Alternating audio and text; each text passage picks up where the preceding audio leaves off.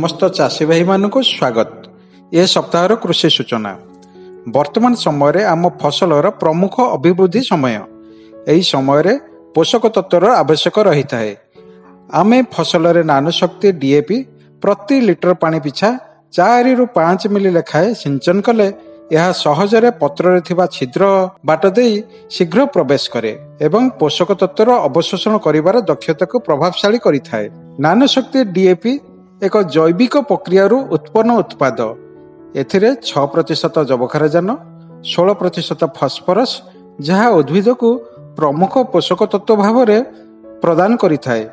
पारंपरिक डीएपी तुलन में यह अधिका क्षमता संपन्न। बिहन बुणीबार 20 ରୁ 25 दिन मध्य बा फूल आसबार अवस्था 40 ରୁ 50 दिन मध्य पत्र समूह सिंचन कले उद्भिदर चेरर बलिष्ठ विकास करी उत्तम अभिवृद्धि सहायक होता है।